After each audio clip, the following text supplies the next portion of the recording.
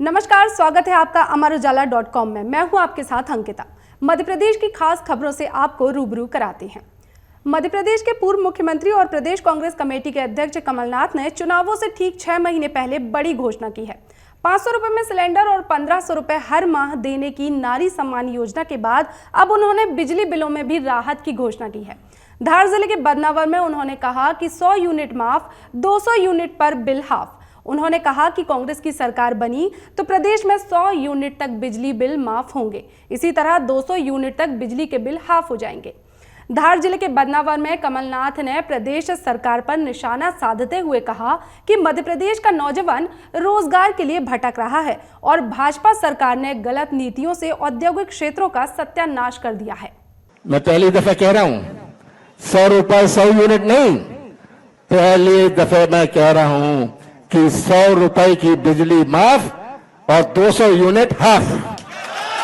200 unit half, 100 unit माफ और 200 unit half. आप चाहते हैं 200 यूनिट हाफ? मध्य प्रदेश के मुख्य सचिव इकबाल सिंह बैस को 6 महीने का एक्सटेंशन मिल गया है। उनका कार्यकाल इसी महीने खत्म होने वाला था, जिसे 30 नवंबर 2023 तक के लिए बढ़ा दिया गया है। मध्य प्रदेश में नवंबर-दिसंबर में विधानसभा चुनाव होने हैं। ऐसे में साफ है कि चुनावों की तारीखों की घोषणा हो चुकी होगी और 30 नवंबर 2023 को राज्य में आदर्श आचार संहिता प्रभावी होगी। तब तक इकबाल सिंह बैस ही प्रदेश के प्रशासनिक मुखिया बने रहेंगे।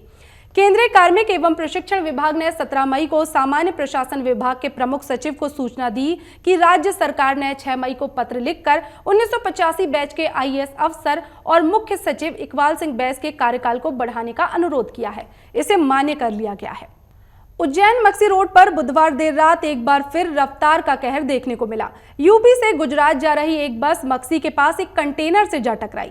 भीषण सड़क हादसे में 5 लोगों की मौत हो गई, जबकि करीब 15 लोग घायल बताए जा रहे हैं।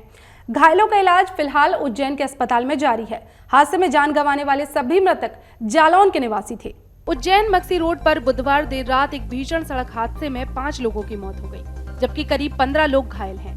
जानकारी के अनुसार बुधवार रात उत्तर प्रदेश के माधवगढ़, जालौन और गोरा भूपका में रहने वाला प्रजापति परिवार कानपुर से अहमदाबाद एक शादी समारोह में शामिल होने जा रहा था।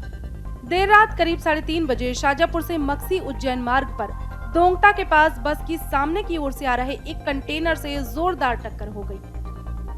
घटना की जानकारी लगते ही मक्सी थाना प्रभारी गोपाल सिंह चौहान तुरंत घटना स्थल पर पहुंचे, जहां उन्होंने क्षेत्रवासियों के साथ मिलकर बड़ी मशक्कत से घायलों और मृतकों को बस से बाहर निकाला और अस्पताल पहुंचाया। हम माधवगढ़ से आ रहे थे, यूपी अहमदाबाद जा रहे थे, तो बस स्पीड में थी, तो बस वाले ने पता नहीं कैसे चला रहा था, उसने 6x ट्रक में थोड़ा है ना हल्का सा लड़ा दिया। मुझे तो पता नहीं, रात का समय था, मैं बैठा था, कैसे क्या हुआ पता नहीं। अचानक से सब अंधेरा हो गया और मैं जब उठा बाहर तो मम्मी सब फिर वो लगी हुई थी, बहन अंदर दबी हुई थी, जैसे तैसे निकाला, इधर आया, मेरी बहन ख़त्म हो गई। मम्मी के 2 पैर टूट भी गए, पापा का पैर भी फ्रैक्चर हो गया, पता नहीं पापा का टूटा है कि फ्रैक्चर हुआ है, कुछ पता नहीं है अभी। 3 से 3:30 बजे के अंदाज में और एक बस शारदा बस जो है उरई से अहमदाबाद जा रही थी और दोंता के पास में एक ट्रक जो उज्जैन तरफ से जा रहा था उससे दुर्घटनाग्रस्त हो गया है। गौरमुख का जालौन के रहने वाले हैं और 15 लोग करीब घायल हुए हैं जो यहाँ उज्जैन अस्पताल में भर्ती हुए हैं। अभी थाने पे वहाँ पे कायमी कर ली गई है उनकी और शवों को जो है शाजापुर अस्पताल भेज दिया गया है। अभी मामला जांच में है। सर ट्रेवल्स के नाम से बस थी, माधवगढ़ यूपी से अहमदाबाद जाती है ये बस। अधिकांश यात्री यूपी के हैं, लगभग 15 लोग भर्ती हैं। स्पॉट पर 2 महिला 1 पुरुष की मृत्यु हुई है और एक 13 साल की बच्ची की। शारदा ट्रेवल्स की बस यूपी 75 AT 4799 सामने की ओर से आ रहे एक ट्रॉली से जा टकराई थी। दुर्घटना इतनी भयावह थी कि घटनास्थल पर ही 3 लोगों की मौत हो गई थी, जबकि 2 लोगों ने सुबह गुरुवार को अस्पताल में दम तोड़ दिया, जबकि 15 लोग गंभीर रूप से घायल हुए हैं। घटना के समय बस में 60 से 62 सवारियां सफर कर रही थीं। मृतकों में राम जानकी मीरा समेत 3 महिलाएं और 1 पुरुष शामिल है, जबकि एक मां बेटी की उज्जैन के अस्पताल में मौत हुई है। हादसे में जान गंवाने वाले 4 लोग एक ही परिवार के बताए जा रहे हैं। उज्जैन पुलिस इन दिनों अनोखे तरीके से बदमाशों और गुंडों के छक्के छुड़ा रही है ऑपरेशन क्लीन के तहत पुलिस ढोल नगाड़ों के साथ बदमाशों के घर पर पहुंचती है और उनके अपराधों की जानकारी देने के बाद अवैध निर्माण को जमींदोज कर देती है। शहर की गली में बज रहे ये ढोल किसी शादी समारोह का हिस्सा नहीं है, बल्कि अपराधियों के लिए चेतावनी है। इन ढोल नगाड़ों की गूंज ने इन दिनों गुंडे बदमाशों की नींद उड़ा रखी है।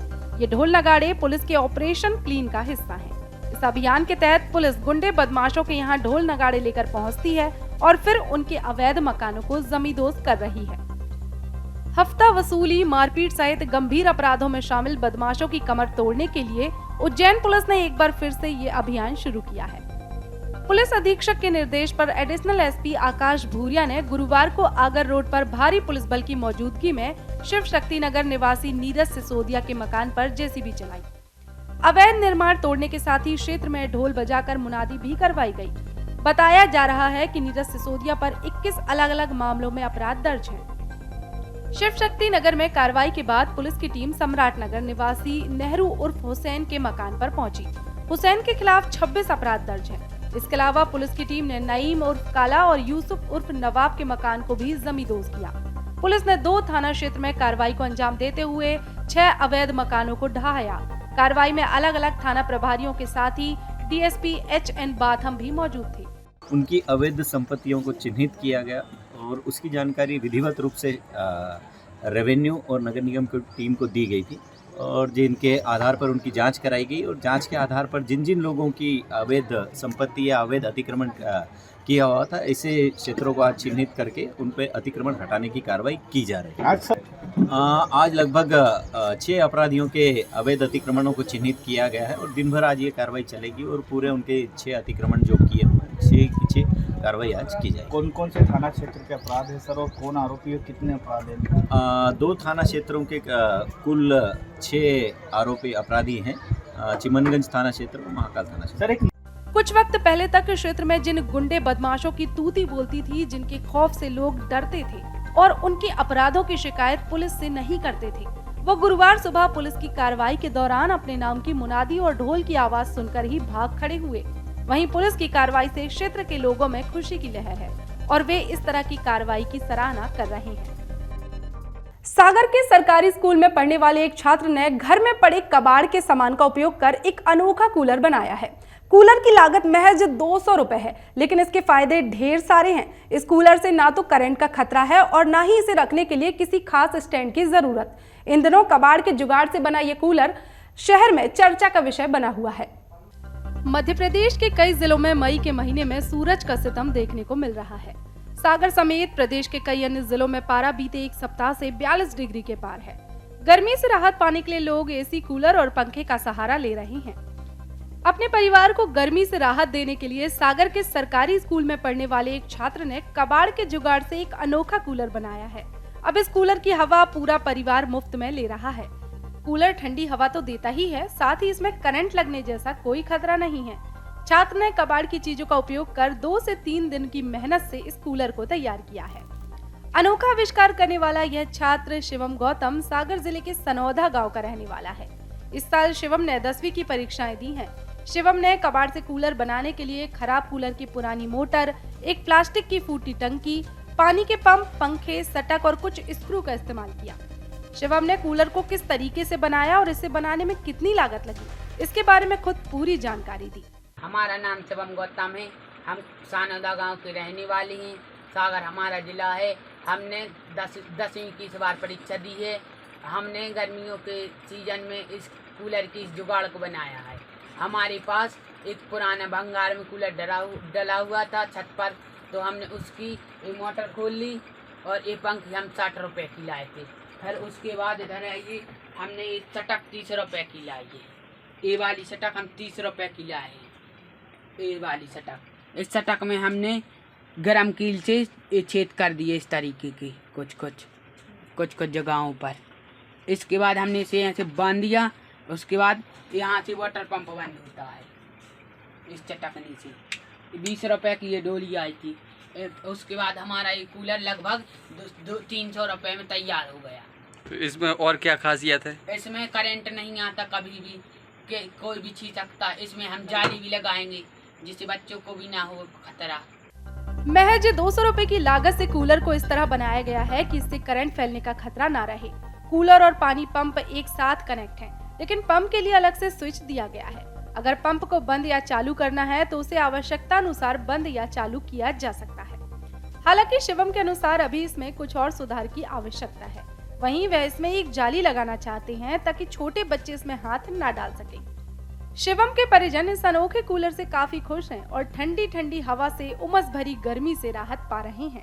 पशुपतिनाथ मंदिर में रखे दान पात्रों से महज 2 महीने में ही 26 लाख रुपए से ज्यादा की दान राशि मिली है। महादेव के भक्तों ने न सिर्फ भगवान को देसी मुद्राएं अर्पित की हैं, बल्कि दान पेटी से अमेरिका और मलेशिया की करेंसी भी मिली है। वहीं सोने चांदी के आभूषण भी भक्तों ने भगवान पशुपतिनाथ को अर्पित किए हैं। देखिए ये खास रिपोर्ट। मध्य प्रदेश के मंदसौर जिले में स्थित भगवान पशुपतिनाथ के मंदिर के दान पात्रों की गिनती में 26 लाख रुपए से ज्यादा की दान राशि मिली है। मंदिर परिसर में रखे गए 9 दान पात्रों की गिनती मंगलवार और बुधवार को की गई, जिसमें नकदी, सोने चांदी के आभूषण समेत विदेशी मुद्रा भी प्राप्त हुई। पशुपतिनाथ मंदिर के दान पात्रों को 2 माह के बाद खोला गया था, जिसकी गणना के दौरान 26,67,000 रुपए की नगद राशि मिली है। भगवान पशुपतिनाथ मंदिर में रखे गए दान पात्रों को मंदिर प्रबंधन समिति और जिला प्रशासन के अधिकारियों के सामने खोला गया। मंदिर प्रबंधक राहुल रुनवाल ने बताया कि भगवान पशुपतिनाथ के दान पात्रों की दान राशि की गणना 2 दिन चली। इसमें पहले दिन 17,13,000 रुपए प्राप्त हुए थे और दूसरे दिन की गणना में 9,54,419 रुपए निकली। दान पात्र के माध्यम से 26,67,419 रुपए की दान राशि प्राप्त हुई। इसके साथ ही मलेशिया और अमेरिका की करेंसी भी मिली है। मंदसौर जिले में स्थित भगवान पशुपतिनाथ का मंदिर काफी प्रसिद्ध है। मंदिर के गर्भगृह में भगवान शिव की अष्टमुखी प्रतिमा विराजित है। प्रतिमा के 8 मुखों को सर्व, भव, रुद्र, उग्र, भीम, पशुपतिनाथ और महादेव कहा जाता है। मूर्ति के ऊपर के 4 मुख में भगवान शिव बाल्यावस्था, युवावस्था, अधेड़ावस्था और वृद्धावस्था के रूप में है। पशुपतिनाथ मंदिर में मौजूद प्रतिमा 1940 में शिवना नदी से निकली थी। शिवना नदी के तट पर स्थापित 7वीं सदी के इस प्राचीन शिवलिंग को स्वयंभू माना जाता है। मंदिर में स्थित 7वीं शताब्दी की ये 7 फीट ऊंची और 60 टन वजनी प्रतिमा है। मंदिर से प्राचीन काल की कई मान्यताएं जुड़ी हैं। कहा जाता है कि हर साल सावन के माह में खुद मां शिवना भगवान पशुपतिनाथ के पांव पखारती हैं। सावन के दिनों में शिवना नदी का जल मंदिर के गर्भगृह में भर जाता है, जिसमें भगवान पशुपतिनाथ की प्रतिमा जलमग्न भी हो जाती है। यही वजह है कि इस मंदिर के दर्शन के लिए देश के साथ ही विदेशों से भी श्रद्धालु आते हैं। सांपों से सभी को डर लगता है, लेकिन सोचिए क्या होगा यदि एक साथ सांप का जोड़ा किसी शादी के पंडाल में घुस जाए और अटखेलियां करने लगे। ऐसा ही एक वाकया हाल ही में दमोह के रसीलपुर गांव में देखने को मिला।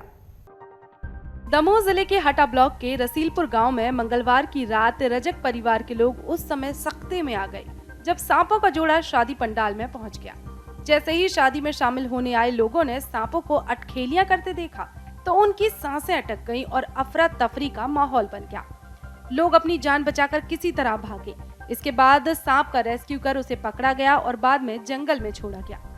बताया जा रहा है कि मंगलवार रात रसीलपुर गांव में रजक परिवार के घर बारात आई थी और मेहमान खाना खा रहे थे।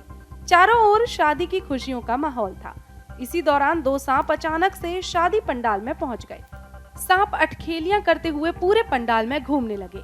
जैसे ही लोगों ने सांपों को देखा तो शादी पंडाल से भागना शुरू कर दिया। वहीं कुछ लोगों ने सांप को भगाने की कोशिश भी की, जिससे एक सांप भाग गया, लेकिन दूसरा टेबल के नीचे घुसने लगा। इसके बाद एक युवक ने प्लास्टिक के डिब्बे में किसी तरह सांप को पकड़ा और फिर जंगल में छोड़ा। सांपों के जाने के बाद लोगों ने राहत की सांस ली और विवाह कार्यक्रम संपन्न हुआ। मध्य प्रदेश की खास खबर में आज फिलहाल इतना ही। लगातार अपडेट रहने के लिए आप बने रहिए amarujala.com के साथ। नमस्कार। अगर आप ये वीडियो YouTube पर देख रहे हैं तो हमारे चैनल को सब्सक्राइब करें। अगर आप Facebook पर ये वीडियो देख रहे हैं तो हमारे पेज को लाइक करें। मध्य प्रदेश की खबरें पढ़ने के लिए अमर उजाला ऐप को डाउनलोड करें।